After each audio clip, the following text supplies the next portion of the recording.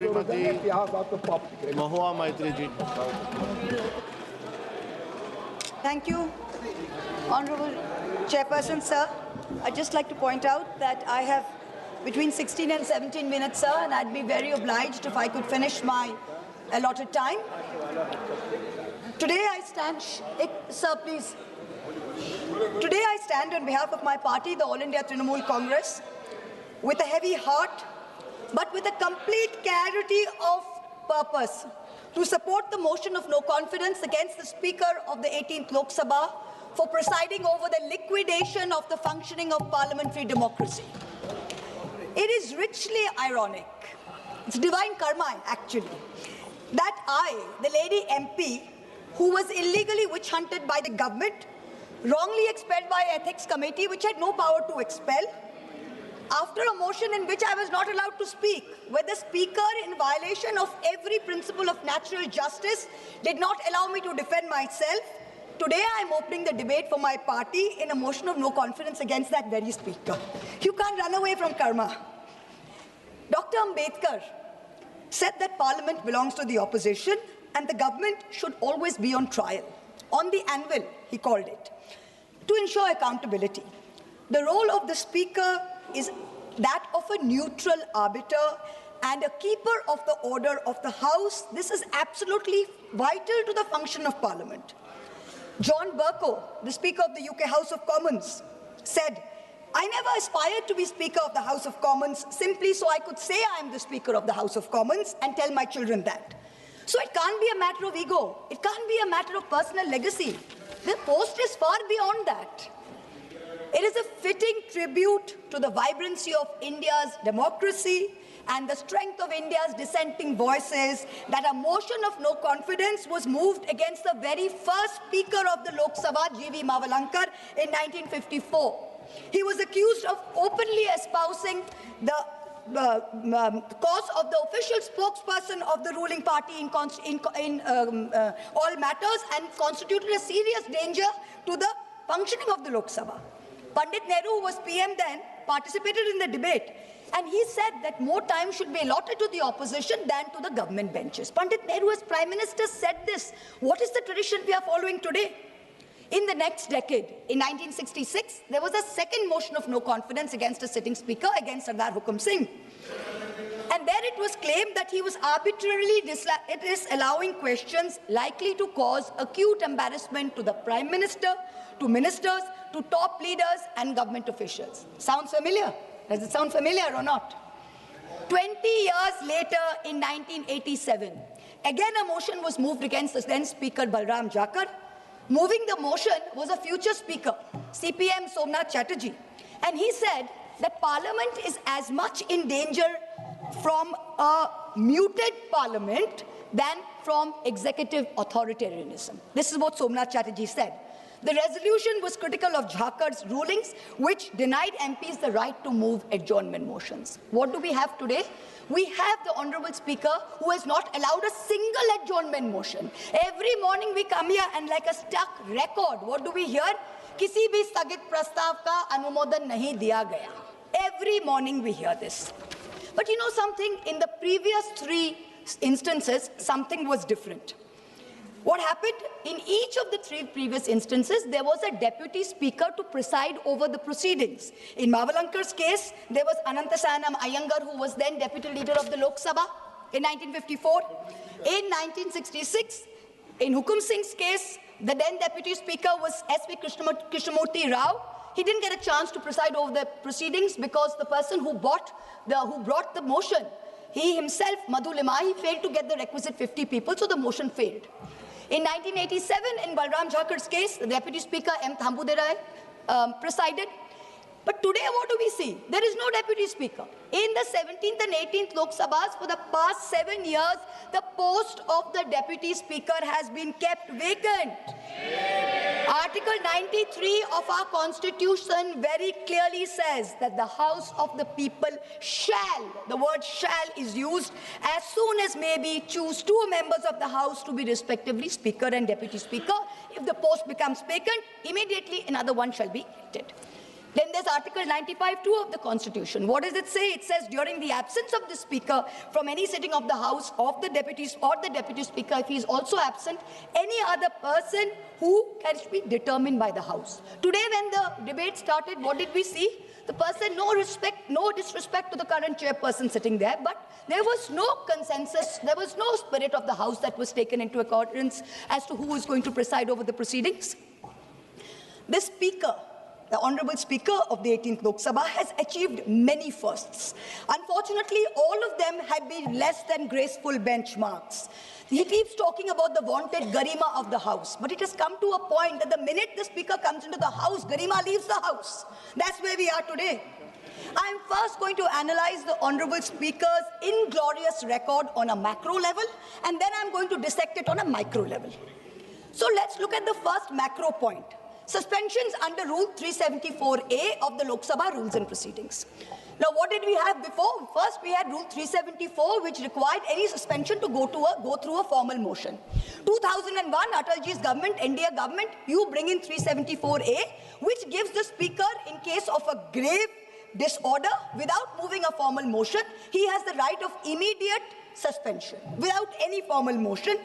And this rule, the way it has been abused by the current Speaker, is the very antithesis of democracy. It is all that democracy should not be. In December 2023, Birlaji ordered the largest mass suspension in the history of Indian Parliament, suspending 100 opposition MPs.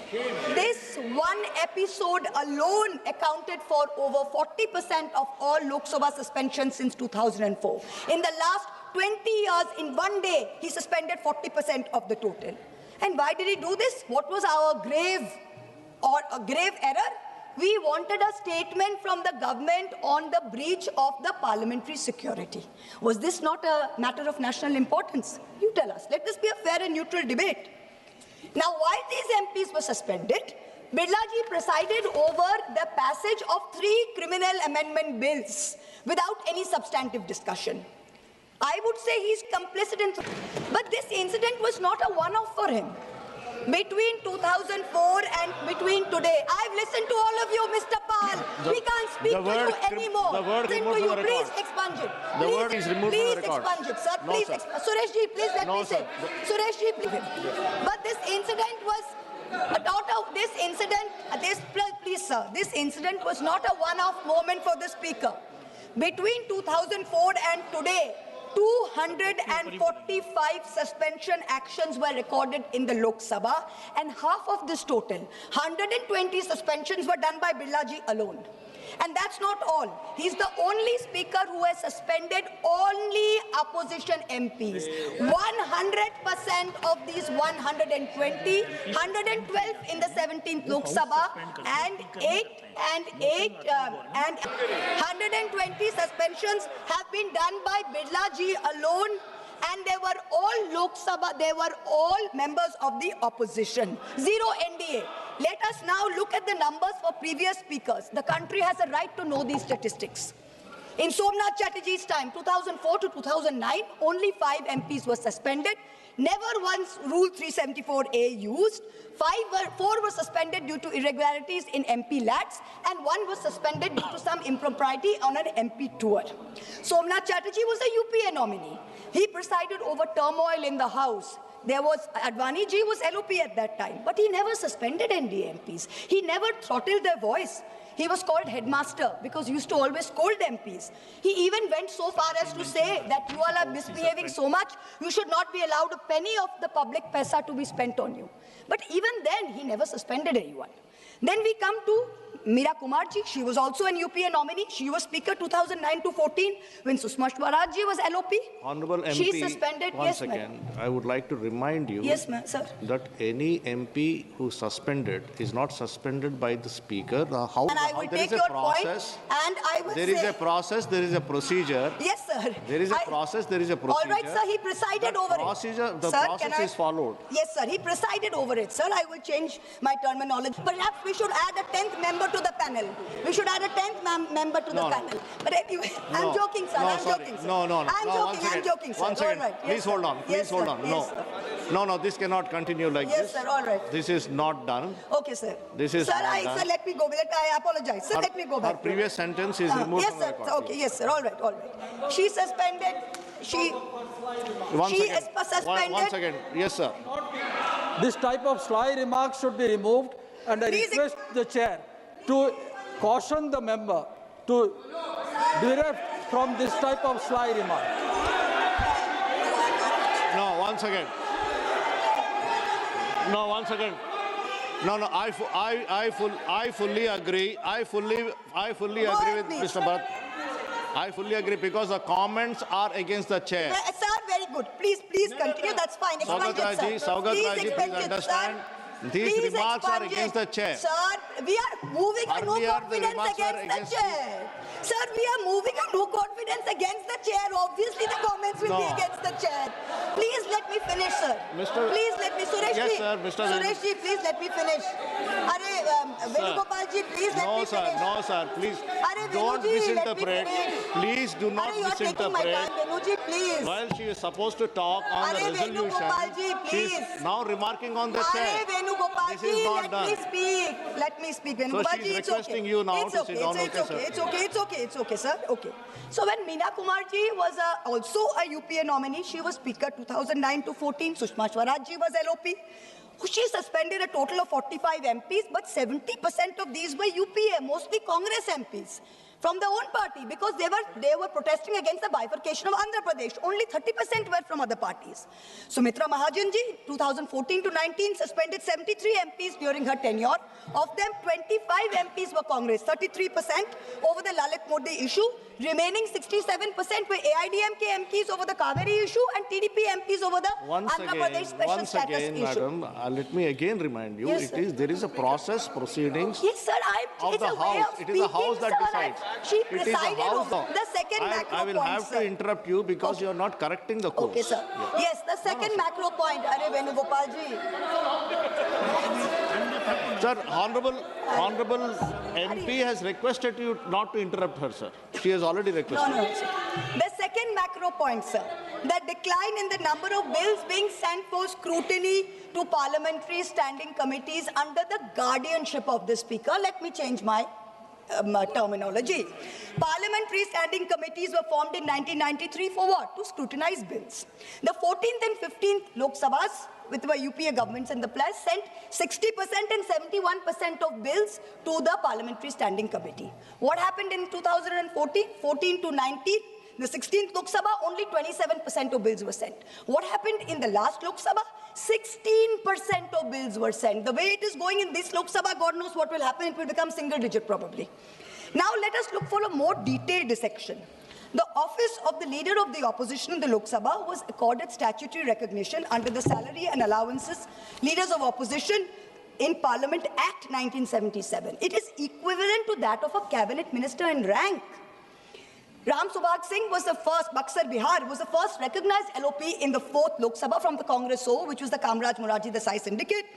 That was the first time any party had won 10% of seats in the parliament. Now, the first statutory LOP was CM Stephen. He was MP from Idukki in Kerala. Since the post was given statutory recognition, there have been 12 LOPs. 3 times the term has been vacant. Of these 12, 6 were Congress, 5 were BJP, and 1 was Babu Jagjeevan Ram from the Janata Party. So it was been pretty evenly distributed.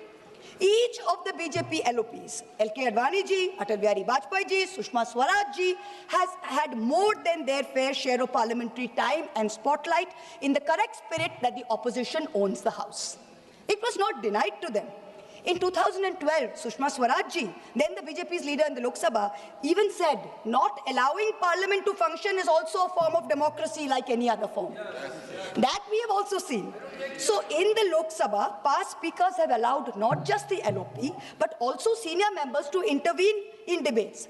For example, former Prime Minister Chandrasekhar ji, when he came back in '96 as the sole member of the Samajwadi Janata Party, often stood up and was allowed to speak. In March 1997, Biju Patnaik ji intervened. There was a Madhya Pradesh BJP MP called Sundarlal Patwa, who asserted that the mandate was not actually for Deve Gowda, but the mandate was that of the BJP's nationalism, and the BJP should be allowed to form the government. And Biju Patnaik intervened very sharply, and he said, "You people talk of nationalism. Do you know what is nationalism? You cannot know it. His Rashtravad is breaking up the nation in 20 pieces." Patnaik was neither asked to sit down, nor was the House adjourned by the then Speaker. Contrast that with the current Speaker. In the last Lok Sabha, the 17th, he perfected the art, or under his guardianship, the art of switching off the mics of opposition members mid-sentence, of ensuring Sansad TV paid for by taxpayer money blacks us all out. And when we stand up and he says this is a technical glitch, that's okay, we believe it, but I'm just pointing it out. It has become a joke within us opposition members that when we stand up for a 0 hour or a supplementary question, we are cut off in 30 seconds saying, "Sankshipt mein boliye, sankshipt mein boliye." And for treasury benches, people are allowed to speak endlessly, make unfounded allegations, lies against all of us. The government has made parliamentary democracy, and if the Speaker is going to concede to being a complicity, sad day for Indian democracy, a very sad day. In March 25, a delegation of India Bloc MPs met the Speaker. We submitted a letter raising 12 issues, including the failure to appoint a Deputy Speaker, denial of the opportunity to speak to the LOP and other leaders, disregarding the decisions of the BSC. During his term, the Honorable Speaker has systematically throttled the voice of the opposition and by default, the representative voice of 41 crore Indians, 410 million Indians. That's who we represent here. He did not allow a discussion on Manipur. We had to move a no-confidence motion just to have a discussion on the issue. Do you remember? I remember the MP from Manipur, Dr. Bimol Ekojam. He stood up close to midnight, and with such anguish in his voice, he told us that this state of Manipur has been excluded from the national consciousness to the point of invisibility. He had to be given the time at midnight. When BJP MP Ramesh Biduri stood in this house, and he called Danish Ali, another fellow MP, and I'm going to repeat these words because the country needs to remember this was said in this house. He called him, "Birlaji did nothing. You failed not only Danish Bhai, but you failed 200 million Muslims of this country who put their head on their forehead on this soil of this thing." Ramesh Biduri continued the rest of the term merrily. He was never suspended. Birlaji did not allow a discussion of the special intensive revision in Bihar, allowed only a larger electoral reform discussion. On every matter of national importance, we have been disallowed adjournment motions and debates. On each one, I am not yielding. He's an MP, he's not a minister, I'm not yielding to him. On each one, on the Hindenburg issue and the Adani government nexus, you disallowed the motion. On Chinese aggression into our territory, you disallowed a motion. On the one-sided Indo-US trade deal, we had to learn from the US president there's been a trade deal. The government didn't tell us. You disallowed a motion. On the Epstein files, a sitting cabinet minister has a mention of 430 times. Heads in the world over have rolled. You have not allowed us a discussion. Every time we MPs from Bengal have demanded answers as to why the central government is starving Bengal of funds, why our people are being starved of their rightful dues, the Speaker has allowed the treasury bunches and ministers to systematically heckle us and dishonor us and humiliate us. On February 2nd, Birlaji disrupted the LOP's motion of thanks, citing rule number 349 and 353 to bar quoting from an article from the Army Chief of Staff's memoirs. First, they said LOP should authenticate. Then they barred him from authenticating. Yet on February 4th, a BJP MP designated as prime heckler by the treasury benches furnished books within the house and continued for 3 minutes. Then rule number 349 was not applicable. It is absolutely incredible, the show of partisanship that the Honorable Speaker informed this House that he had advised the Prime Minister not to come to the House as there is a danger from women MPs. Yes. 1 minute, sir, 1 minute, I'll conclude. The Prime Minister is to come to this House and the Speaker is covering up for him in this ridiculous manner, denigrating women without any substance. Honorable MP Shri T.R. Baluji. No, sir, I have not finished. 1 minute, I have not finished. I've got my last sentence. Speaker, sir, spoke for 20 minutes. I have You got already 28 spoke for minutes. 20 My party has 28 minutes, sir. She is the chief whip. She is the chief whip. Speaker, sir, you are no longer fit to conduct the affairs of this House. I will end by saying to the Honourable Speaker what Oliver Cromwell said to the Parliament in 1653 and what UK Conservative backbencher Leo Amery told the British Prime Minister Neville Chamberlain in 1940. You have sat too long here for any good you have been doing. Depart, I say, and let us have done with you. In the name of God, go. Honourable MP Shri T.R. Balu.